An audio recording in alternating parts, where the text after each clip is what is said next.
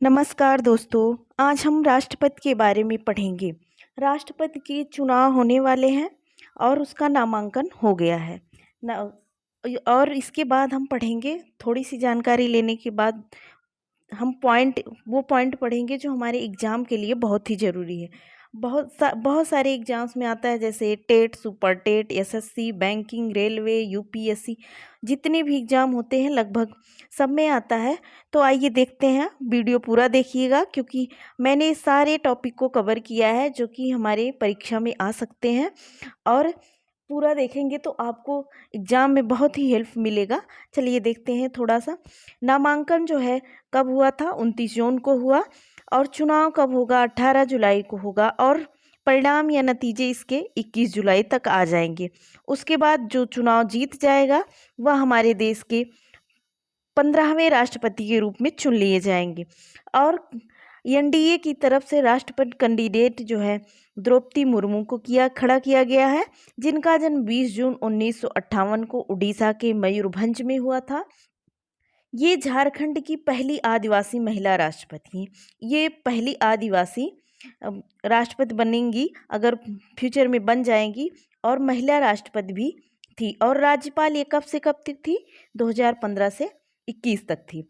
और इनके विपक्ष में जो विपक्ष कैंडिडेट खड़े हैं वो यशवंत सिन्हा खड़े हैं, जिनका जन्म 6 नवंबर 1937 को पटना में हुआ था, जो कि ब्रिटिश भारत में था। ब्रिटिश भारत मीन्स जब हमारा देश ब्रिटिश हुकूमत के अंडर था, तभी इनका जन्म हो गया था, यानी 1947 के पहले।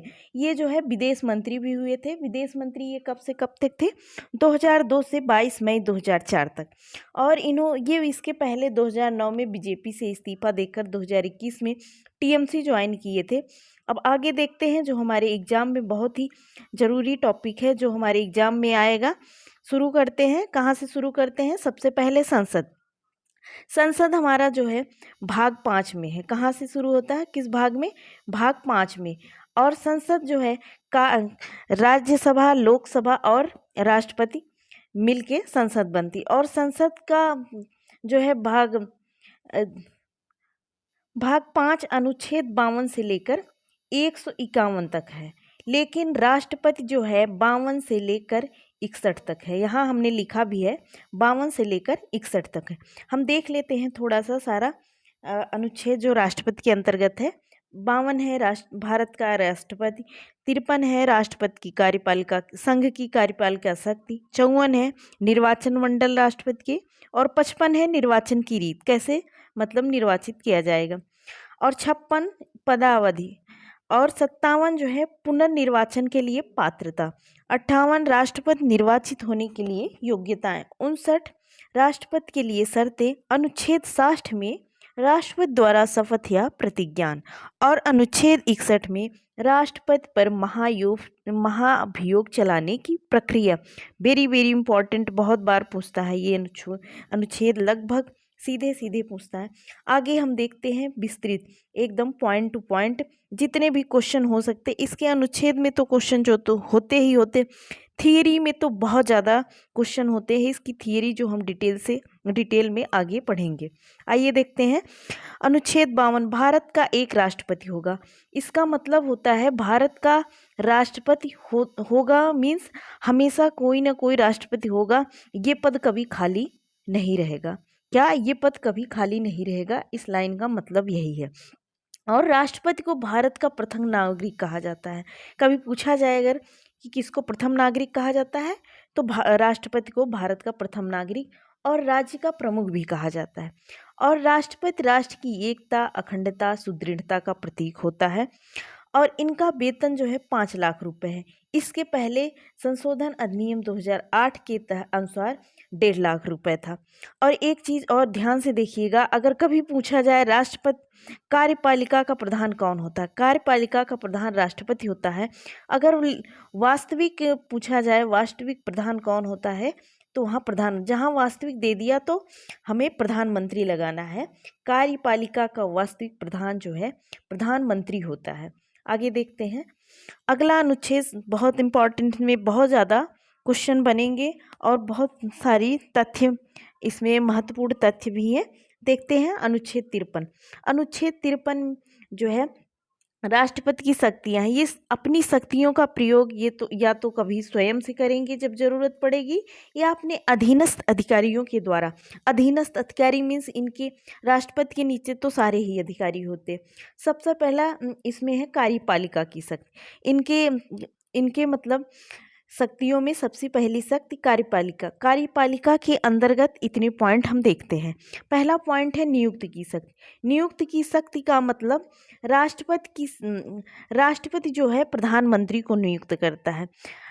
राष्ट्रपति प्रधानमंत्री होता है, लेकिन सलाह देने के लिए एक मंत्रिपरिषद होता है। मंत्रिपरिषद का प्रमुख जो है वो मुख्यमंत्री होता है। ये अनुच्छेद 74 के तहत, किसके? अनुच्छेद 74 के तहत।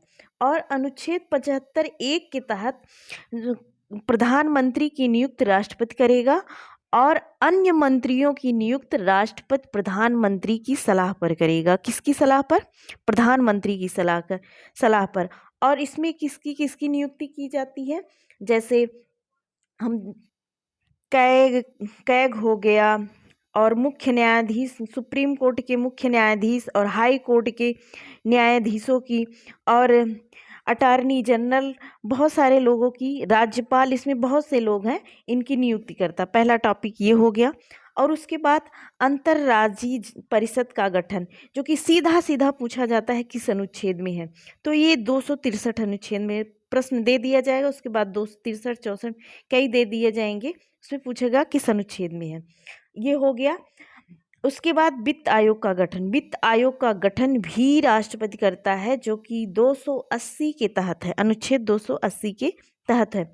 और इसके बाद अनुसूचित क्षेत्र की घोषणा। राष्ट्रपति किसी भी क्षेत्र को अनुसूचित क्षेत्र घोषित कर सकता है। और ST SC और OBC आयोग की घोषणा भी राष्ट्रपति करता है। ये कार्यपालिका में इतना हो गया। बॉक्स में या स्क्रीनशॉट ले लीजिए या लिख लीजिए। ये वेरी वेरी इंपॉर्टेंट टॉपिक, सारे टॉपिक इंपॉर्टेंट ही होते हैं राष्ट्रपति के। अब आगे देखते हैं दूसरा, विधायी शक्तियाँ। विधायी शक्तियों में राष्ट्रपति जो है संसद का अभिन्न अंग होता है। हमने पहले पढ़ा संसद में कौन कौन होते हैं? लोकसभा, राज्यसभा और राष्ट्रपति मिलकर जो है संसद बनाते हैं। इसमें राष्ट्रपति इसका अभिन्न अंग है, जो कि अनुच्छेद 79 या 79 में कहा गया है। और दूसरा देखते हैं, कोई बिल या विधेयक राष्ट्रपति के हस्ताक्षर के बाद ही पास होता। अगर भले इनकी शक्तियां कम है, लेकिन बिना हस्ताक्षर किए कोई भी बिल या विधेयक पास नहीं हो सकता है। आगे देखते हैं अनुच्छेद 123 के तहत। ये तो बहुत ही ज़्यादा महत्वपूर्ण टॉपिक है, क्योंकि लगभग परीक्षा में अगर राष्ट्रपति से पूछा जाता है, ये जरूर पूछा जाता है। राष्ट्रपति किस अनुच्छेद के तहत अध्यादेश जारी कर सकता है? 123 अनुच्छेद के तहत अध्यादेश जारी करने की शक्ति राष्ट्रपति के। इसका मतलब ये है कि जैसे जब कोई बैठक नहीं चल रही हो संसद में, राज्यसभा और लोकसभा में कोई बैठक नहीं चल रही हो, तो उस समय जो है राष्ट्रपति अकेले ही किसी बिल पे हस्ताक्षर करके उसको जारी कर सकते हैं। इसी को अध्यादेश जारी करना कहते हैं। और संसद को संबोधित करना, क्या संसद को संबोधित भी कर सकते हैं। और संसद के सत्र को बुलाना, सत्रावसान यानी विघटन करना, और लोकसभा भंग करना, ये सब राष्ट्रपति की शक्ति है। और ये अनुच्छेद 85 में है। आगे देखते हैं वित्तीय शक्ति। वित्तीय शक्ति में धन विधेयक पर राष्ट्रपति की सहमति पूर्व में हो। मतलब किसी भी धन विधेयक पर पहले राष्ट्रपति की सहमति हो जाए, उसके बाद आगे काम होता है। और इसके बाद आकस्मिक नीति। आकस्मिक नीति की शक्ति भी राष्ट्रपति के हाथ में है, जो कि अनुच्छेद 267 में है। पूछा जाता है आकस्मिक नीति किस अनुच्छेद में है? 267 में। और 2 से 266 में संचित निधि। कौन सी? संचित निधि है 266 में।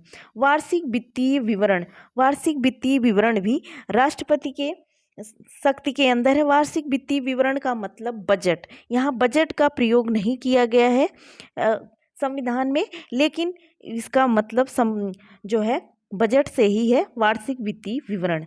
आगे देखते हैं न्यायिक शक्ति भी राष्ट्रपति के हाथ में होती है। न्यायिक शक्ति एक पहला तथ्य है इसमें क्षमादान की शक्ति। ये अनुच्छेद 72 में है। इसको सीधे सीधे भी पूछा जाता है, बिल्कुल सीधे सीधे पूछा जाता है, क्षमादान की शक्ति किस अनुच्छेद में है। क्षमादान की शक्ति अनुच्छेद 72 में। क्षमादान की शक्ति से मीन्स अगर किसी को फांसी लगने वाली है तो राष्ट्रपति उसको फांसी लगने से रोक सकता है या किसी की सज़ा को घटा या बढ़ा सकता है। ये राष्ट्रपति की बहुत बड़ी शक्ति है। और इसके बाद ये यस्सी की सलाह यानी सुप्रीम कोर्ट की सलाह से कार्य कर सकते हैं, जो कि अनुच्छेद 143 में है। और राष्ट्रपति न्यायिक शक्ति में यस्सी और एचसी के जज की नियुक्ति करता है। मीन्स सुप्रीम कोर्ट के जज और हाई कोर्ट के जज की नियुक्ति भी राष्ट्रपति ही करते हैं। उसके बाद 5वां टॉपिक है सैन्य शक्ति। सैन्य शक्ति का मतलब राष्ट्रपति जो है जल थल वायु तीनों सेनाओं का अध्यक्ष होता है। मतलब इन तीनों सेनाओं में सबसे बड़े राष्ट्रपति होते हैं, ये अध्यक्ष ही होते हैं। और इसके बाद युद्ध और शांति टॉपिक है। युद्ध और शांति का मतलब किसी देश पे कब युद्ध करना है, कब नहीं करना है, और किस देश से हमें शांति बनाए रखना है कि नहीं बनाए रखना है, ये जो है राष्ट्रपति के शक्ति के अंतर्गत आता है। आगे देखते हैं।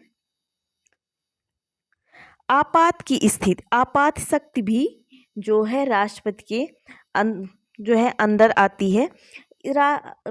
आपात शक्ति में 3 प्रमुख शक्तियां हैं। कौन कौन सी? एक राष्ट्रीय आपात, और दूसरा राष्ट्रपति शासन, तीसरा वित्तीय आपात।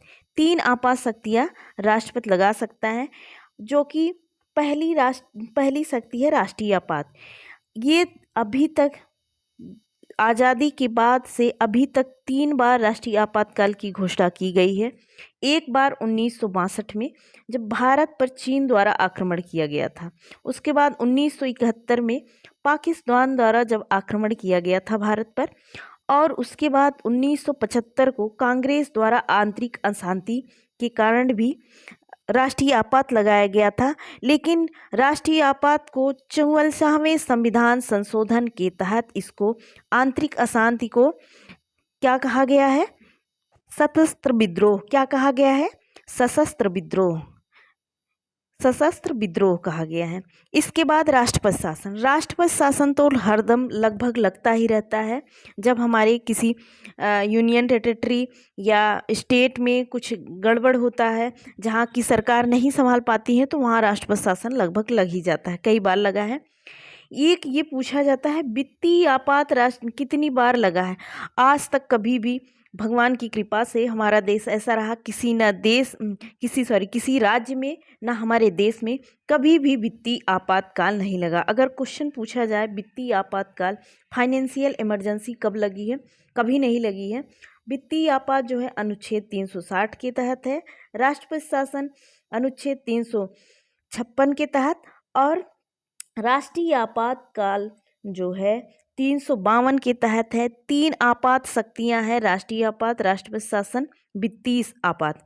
तो 3-3 के गैप से हम याद करेंगे। याद करने का एक ट्रिक भी है, 3-3 साल का गैप है। जैसे जो है 352 और 356 के अंतर 3 गिनती और होती हैं। ऐसे ही जैसे 53, 54, 55 को छोड़ के 56 आया, ऐसे 57, 58, 59 को छोड़ के 60 आया। 3-3 गैप है और 3 शक्तियाँ हैं, आपात शक्तियाँ हैं, राष्ट्रीय आपात, राष्ट्रपति शासन, वित्तीय आपात।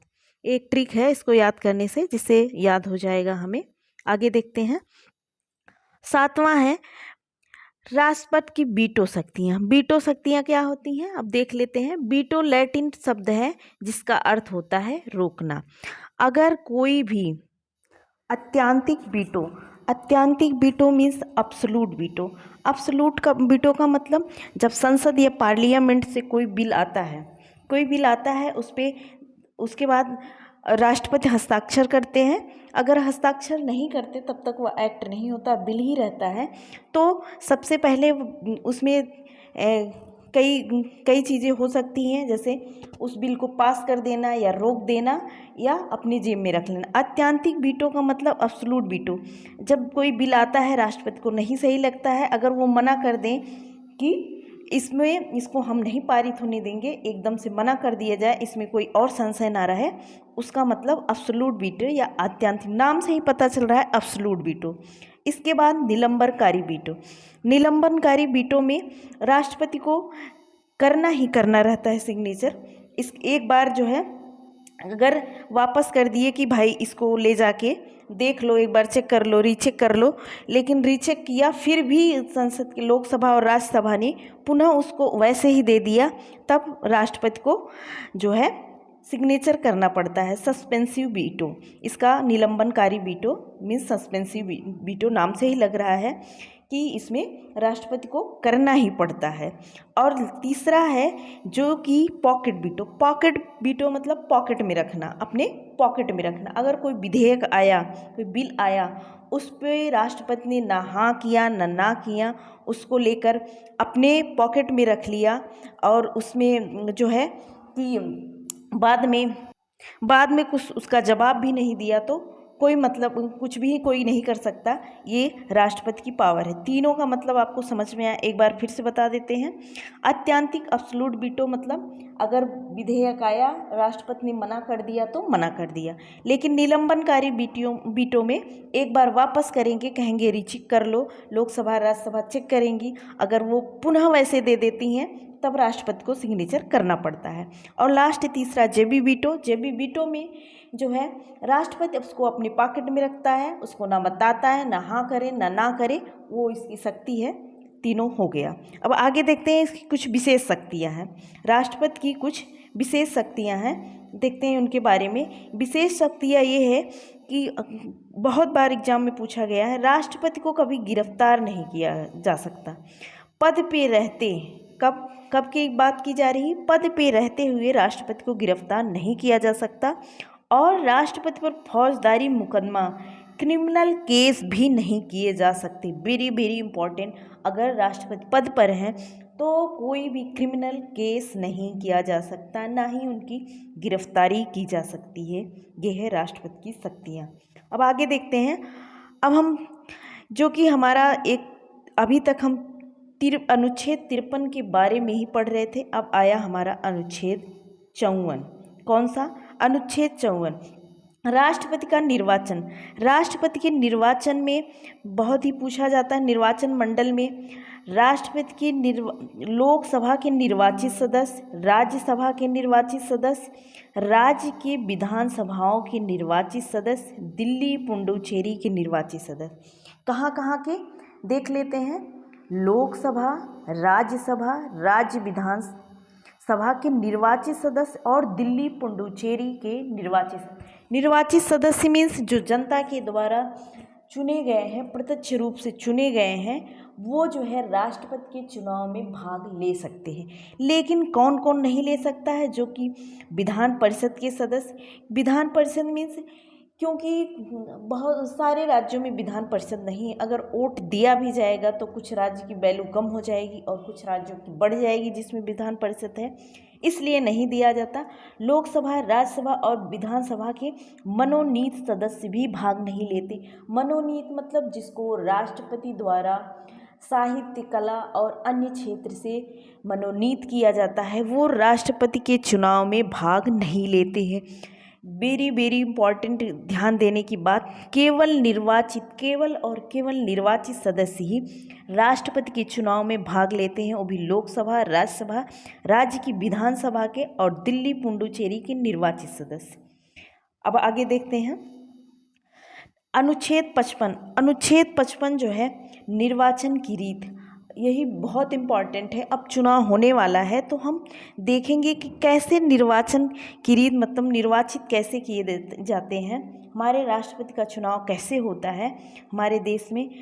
यहाँ की जो है राष्ट्रपति के निर्वाचन की प्रक्रिया प्रणाली जो है अप्रत्यक्ष चुनाव, मतलब जनता सीधे इनको वोट देके प्रधानमंत्री की तरह नहीं चुनती है, बल्कि जो कि हम विधायक और सांसद चुन के लोकसभा और राज्यसभा विधानसभाओं में भेजते हैं, उनके द्वारा इनका चुनाव किया जाता है। और किस प्रणाली से किया जाता है, एक एक टॉपिक ही बहुत महत्वपूर्ण है।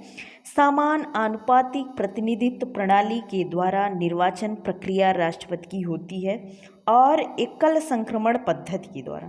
प्रणाली कौन सी है, समान आनुपातिक प्रतिनिधित्व प्रणाली, और पद्धति जो है एकल संक्रमण मत पद्धति, सिंगल ट्रांसफरेबल वोट के द्वारा। दोनों वोटों को समान होना है, दोनों को समान वोट मिले। मीन्स क्या होता है, जो संघ में है, संघ में लोकसभा और राज्यसभा, यहाँ राज्यसभा है, इसमें 542 और इसमें 234 जो है सीटें होती हैं। पूरा मिला के संघ मतलब केंद्र होता है, और राज्य मतलब राज्य के विधानसभाओं के। अगर सीधे सीधे वोट दिया जाए तो 776 वोट इनके होते हैं,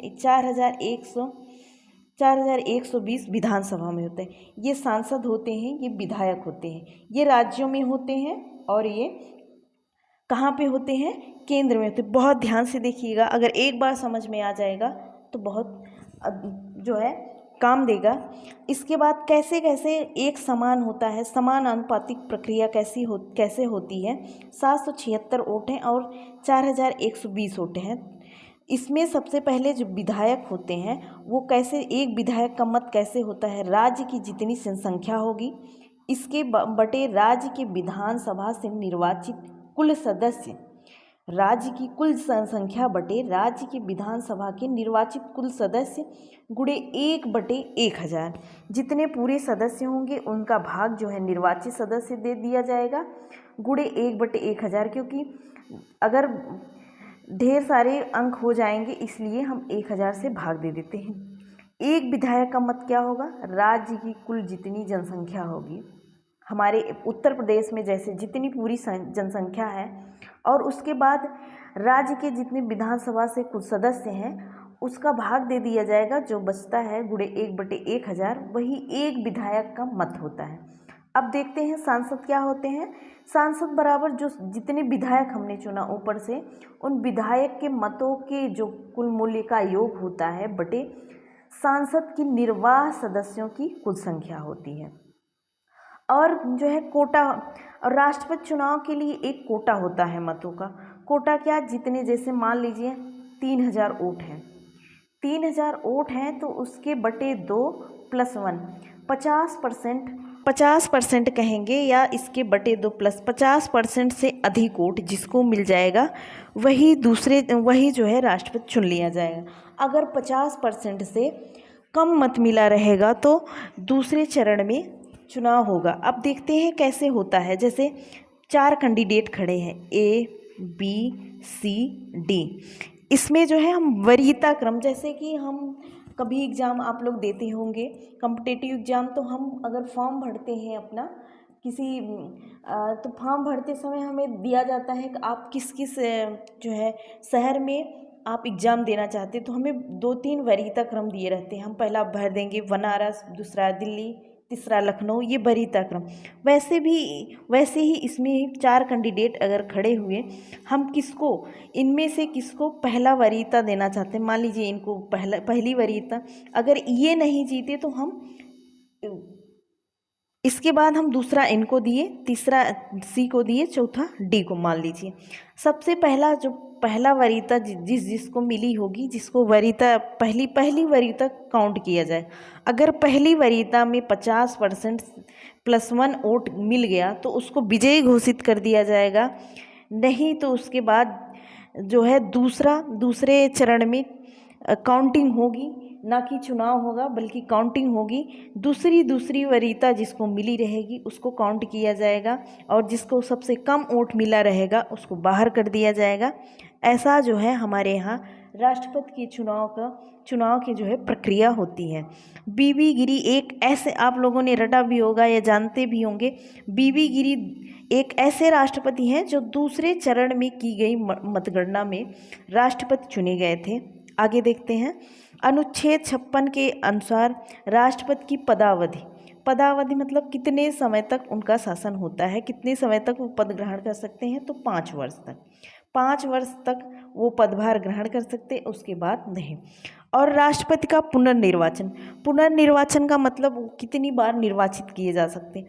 तो हमारे यहाँ एक बार राष्ट्रपति बनने के बाद दोबारा भी राष्ट्रपति का चुनाव लड़ सकते हैं। बट एक बात है, आज तक डॉक्टर राजेंद्र प्रसाद, हमारे प्रथम राष्ट्रपति डॉक्टर राजेंद्र प्रसाद के अलावा कोई भी 2 बार राष्ट्रपति नहीं चुना गया है।